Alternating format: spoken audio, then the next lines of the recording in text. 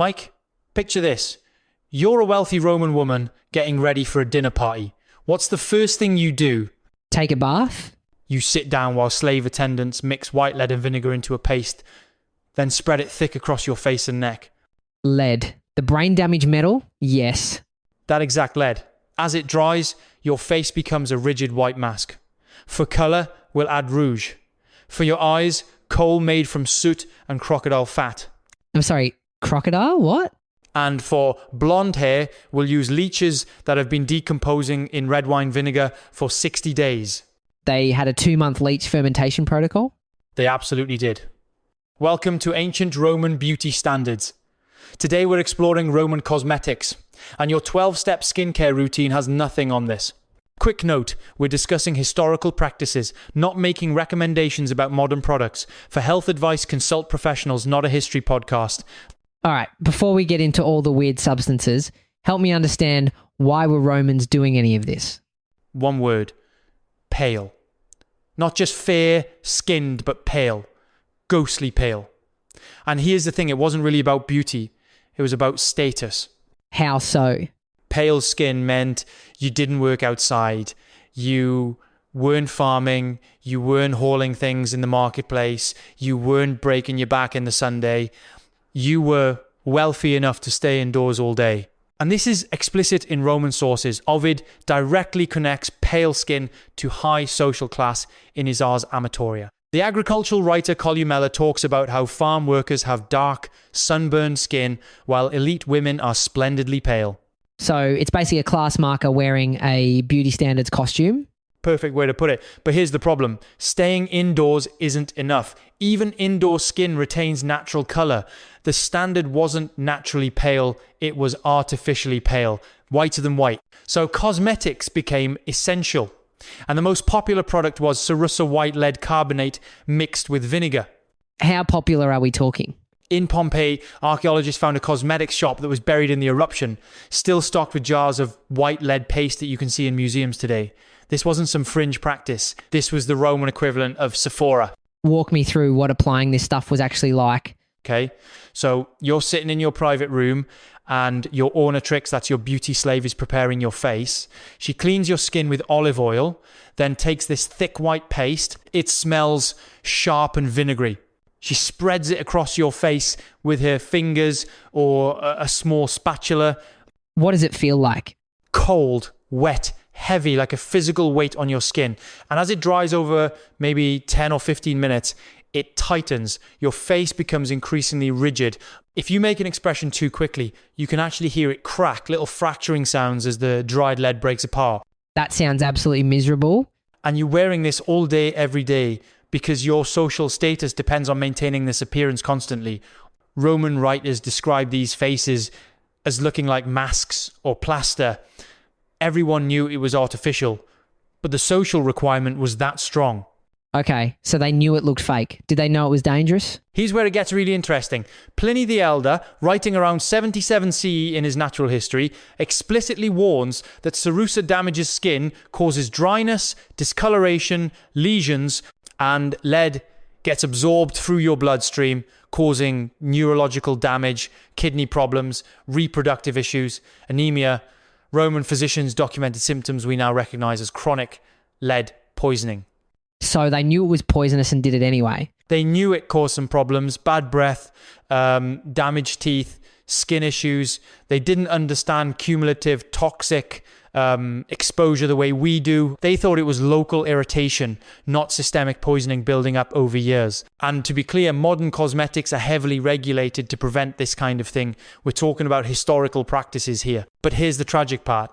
The lead makeup actually created the exact problems it was supposed to hide.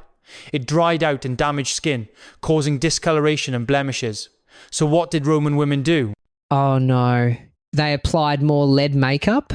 More lead makeup to cover the damage caused by the lead makeup, which created more damage, a vicious cycle where the solution was the problem, and they knew it was risky. Pliny explicitly warned about it, but looking poor? That was worse than brain damage. That's actually tragic when you think about it. It really is. And it tells you everything about how powerful social pressure can be. Okay, so lead was the foundation. What else was in the Roman beauty cabinet? Some of it was actually sensible olive oil for moisturizing, honey, which is naturally antibacterial, face mask from barley flour, sound principles, just working with available ingredients. But then you've got the really weird stuff. And we know about these because Romans actually wrote beauty guides. Like instructional manuals. Exactly. Ovid, the Metamorphoses poet, wrote Medi Camina Faciae Feminae, which translates to cosmetics for the female face. It's literally a beauty blog in poem form, giving advice like take barley, vetch, that's a legume, egg whites, narcissus, bulbs, and honey. So this wasn't obscure knowledge. This was mainstream. This was circulating among elite Romans. These were the recipes women were actually using, which brings us to some of the more exotic ingredients. Ancient sources, including Egyptian medical texts and references in Roman natural histories, describe things like crocodile dung mixed with oil as a skin cream. Why crocodile dung specifically? Like who looked at that and thought, yes, this goes on my face? That's actually a great question because it wasn't random. Egyptians associated crocodile substances with Sobek, a deity connected to fertility and power. So it had prestige associations, it was exotic, it was imported, it was expensive. Romans adopted the practice along with other Egyptian luxury goods. So there's a logic to it, even if the logic is completely wrong. Exactly. Same thing with using animal placenta as face masks. Pliny mentions this. The reasoning was probably placenta is associated with birth and new life, therefore it should renew your skin. The theory is incorrect, but within their worldview, it's internally consistent. What about makeup beyond the white face paint? For rouge, you had safe options like red ochre, that's iron oxide, totally harmless, or crushed mulberries, wine dregs, but the fancy expensive option was cinnabar mercury sulfide. So we've gone from lead face paint to mercury blush. Romans really loved their toxic heavy metals. And here's what's fascinating. Cheap rouge was made from harmless vegetable dyes. Expensive rouge was made from toxic minerals. So the wealthy were literally poisoning themselves more than the poor because toxic meant exotic, meant expensive, meant status signaling. Wait, so the whole point was that it was expensive and everyone knew it? That's exactly it. Same thing with perfumes. The wealthy used imported fragrances, myrrh from Arabia, frankincense from Somalia, spikenard from the Himalayas. Pliny complains that the empire is spending 100 million sesterces per year on imported perfumes and luxuries. And a small jar of really good perfume oil could cost as much as a slave. Hold on, a bottle of perfume costs the same as a human being? In some cases, yes. So when you wore expensive perfume, you were basically announcing, I can waste the price of a human life on smelling good. The expensive part was the point. So that's face and fragrance. Let's talk about the rest of the body, starting with baths, because this is where Romans actually had their act together, right? It genuinely was. Massive public bathhouses, thermae, were like combination spa, gym, and social club. Hot rooms, warm rooms, cold plunge pools, exercise yards, massage rooms, even libraries in the fancy ones. And they had this clever cleaning method. You'd cover yourself in olive oil, exercise, and work up a sweat, then use a strigil, a curved metal scraper, to scrape off all the oil, sweat, dirt mixture. Does that actually work? Surprisingly well. Oil binds to dirt and dead skin, so you're essentially using it as a cleaning agent. It's basically ancient oil cleansing, which people still use today. Then you'd move through the hot room, warm room, cold plunge pool. Very sophisticated. So far, this all sounds pretty reasonable. But if you were really wealthy, you didn't do public baths. You had private baths at home. And if you were really, really wealthy, like Poppaea, Sabina, Emperor Nero's wife, you bathed in donkey's milk. Okay, how much donkey milk are we talking about? Ancient sources claim she travelled with a herd of 500 donkeys to provide milk for daily baths, though that's Pliny's number, and he loved a shocking statistic, so it's likely exaggerated. But even if it was a quarter of that, it's absurd. A bathtub is about 40 gallons. Based on current prices for donkey milk, that's roughly $5,000 to $6,000 per bath. That's not a beauty routine. That's a GDP. Exactly. That's the perfect way to put it. It's conspicuous consumption on a scale meant to be incomprehensible to normal people. Smooth, hairless skin was the ideal, but without laser removal or modern razors, the options were limited. For small areas, you could pluck individual hairs with tweezers, one by one. For larger areas, they'd use primitive waxing with sticky resin or pitch. Okay, that's not that different from modern waxing. Or, third option, you could use depilatory creams made from quicklime, arsenic, or resin. Arsenic? We're back to the poison. These were essentially controlled chemical burns strong enough to destroy hair follicles without completely destroying your skin. If you left them on too long or the mixture was too strong, you'd get severe burns. Martial jokes about men with obvious depilatory accidents. So your options were tedious one by one, plucking, painful waxing, or chemical burns. Got it. And hairlessness was important enough that elite Romans did these things regularly because having smooth skin proved you had the time and resources to maintain it. We need to talk about the hair situation in detail because I feel like that leech thing from the cold open deserves more explanation. Hair was huge in Roman culture. The elaborate hairstyles you see in portrait bust towering arrangements of curls, braids, twists, sometimes incorporating fake hair pieces. These weren't occasional fancy updos. This was daily reality for elite women. How long did these take to create? Hours. Multiple hours. And you couldn't do it yourself. You needed at least one highly skilled ornatrix, your hair slave, sometimes multiple attendants working together. Pliny the Younger describes his mother-in-law beating a slave girl for styling her hair incorrectly. She beat a slave over a hairstyle? The pressure was that intense. Your appearance was constantly being judged, and any imperfection reflected badly on your status. Now, beyond styling, there was also dyeing. Natural dark hair was fine, but fashion sometimes favoured blonde or red hair, exotic colours associated with Germanic tribes to the north. So they wanted to look like the barbarians they were conquering? Fashion is weird, Mike. To achieve blonde, the safe method was saffron, expensive but harmless. The unsafe method was beechwood ash mixed with goat fat. The alkalinity would lighten hair, but it also damaged it significantly. Think primitive, harsher bleach. And then there's the leech option. Right. According to recipes preserved in Roman sources, including Pliny's Natural History, take leeches, let them putrefy in red wine vinegar for approximately 60 days, then apply the resulting black sludge to your hair in the Sunday. The heat supposedly activated to darken your hair to black. Why 60 days specifically? How did someone figure that out? Probably relates to Roman understanding of putrefaction cycles. And leeches had all these medical and magical associations. They draw blood. Blood is dark. Therefore, decomposed leeches in a dark liquid might impart darkness. It's not how anything actually works, but I can see how they got there. What if you were losing your hair? Oh, they add solutions. Bear grease for hair loss. Or a paste made from burnt deer horn ashes. Or, and this is my absolute favourite, ground up horse teeth mixed with honey, applied to the scalp. Horse teeth. Ground up horse teeth mixed with honey for your head. Ground up and mixed with honey. Yes. And this wasn't some weird fringe remedy. These were commonly known treatments that Pliny is compiling from widespread sources. People were actually doing this. Did any of it work? Almost certainly not. Hair loss is usually genetic or hormonal. Rubbing animal parts on your scalp isn't going to reverse that. But here's the thing, they did occasionally stumble onto something that worked. Like vinegar rinses for dandruff, those actually are effective because vinegar is mildly antifungal and helps balance scalp pH.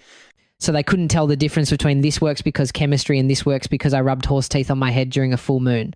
Exactly. Causation and correlation were all mixed together. But that raises the question, if so much of this didn't work and was dangerous, why did they keep doing it? Right, because Romans weren't stupid. So what's the explanation?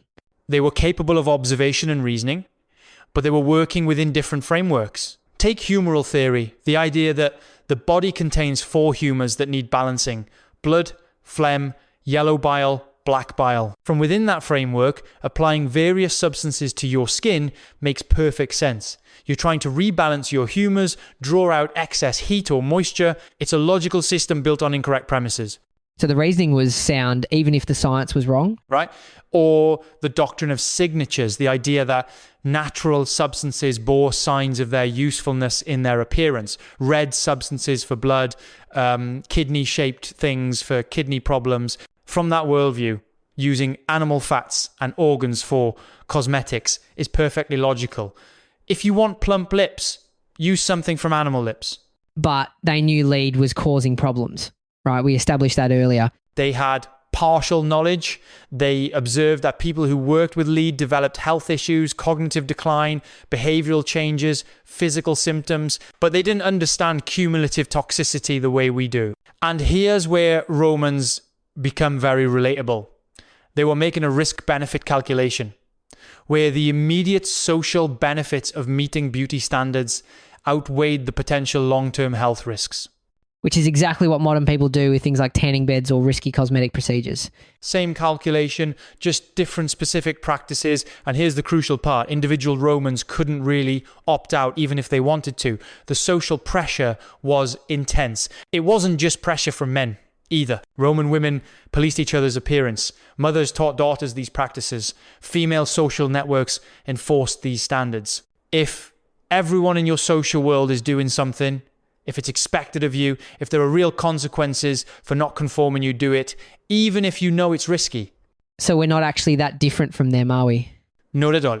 According to Statista, the global beauty industry was worth over $500 billion as of 2023. Americans spend an average of roughly $3,756 per year on appearance-related expenses, clothing, cosmetics, hair care, beauty services. Modern skincare routines can be 10 or more steps. We haven't simplified beauty routines since Roman times. We've made them more complex.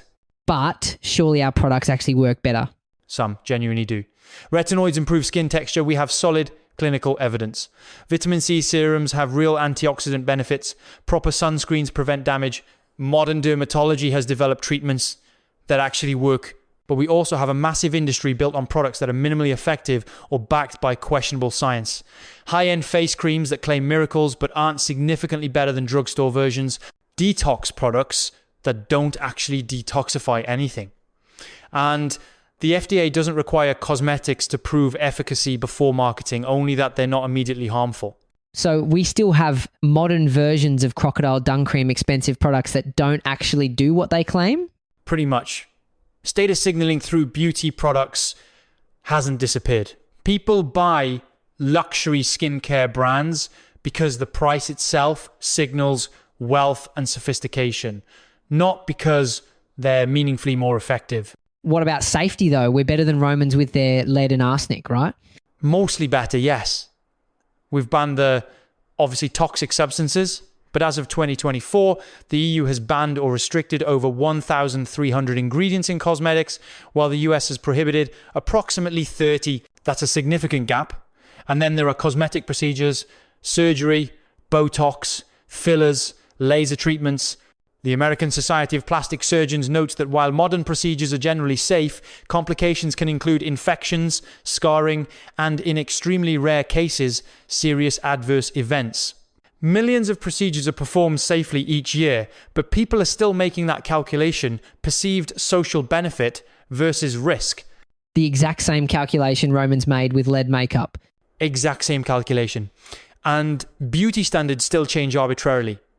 Romans prized pale skin. Mid-20th century Western culture suddenly prized tanned skin, and according to the World Health Organization, we know tanning beds significantly increase skin cancer risk, but people still use them. The pressure still falls disproportionately on women, though men's grooming markets are exploding too. And this pattern isn't unique to Western culture. In classical Japan, blackened teeth were considered beautiful. In ancient China, foot binding was practiced for roughly 1,000 years. Various African cultures have neck elongation among the Kayan people, lip plates in some Ethiopian communities, scarification patterns. The specific practices vary wildly across cultures and time, but the underlying pattern, investing significant resources and sometimes accepting pain or risk for social acceptance, that's nearly universal. So everything we're doing to meet beauty standards is basically arbitrary. If I'd been born in a different time or place, all this effort might be considered ugly? Completely arbitrary. And that's one of the most striking things about studying beauty practices. Historically, it really drives home how constructed and artificial these standards are. There's nothing natural or inevitable about any of them. But even though beauty standards are culturally constructed, they have real effects. People who don't meet them face real discrimination in employment, dating, social acceptance. So you can't just opt out, even when you understand intellectually that the standards are arbitrary. All right, so we've covered lead face paint, donkey milk bath, decomposing leeches, horse teeth, hair treatments, all of it. What's the actual takeaway here? I think first and maybe most important is humility. It's really easy to look at Romans and think, how could they be so foolish? But we're making a lot of the same choices they made, just with different specific practices. Second, beauty standards are culturally constructed, not natural or inevitable. What's considered beautiful changes dramatically across time and place. The standards are arbitrary, but that doesn't make them any less powerful. Third, beauty practices are deeply entangled with social hierarchies and economic systems. In Rome, beauty was explicitly about displaying wealth, leisure time, and slave ownership. Today it's more subtle, but appearance still signals economic and social position. And fourth, people throughout history have been willing to risk their health for social acceptance. Romans used lead makeup even knowing it caused problems. We use tanning beds knowing they significantly increase cancer risk. We get cosmetic procedures knowing they carry risks. So what do we actually do with this information? Just accept that we're trapped in the same systems Romans were trapped in? I don't think we're completely trapped, but I think awareness is the first step. Understanding how beauty standards actually function, how they're constructed, how they're enforced, what social and economic purposes they serve, gives you tools to think more critically about them. You can't just individually opt out entirely because there are real social consequences, but you can make more conscious choices about which standards matter to you and which ones don't. You can recognize when you're being manipulated by marketing. You can understand that the flaws beauty companies want you to fix might not actually be flaws at all. They're just natural human variation that doesn't fit arbitrary current standards.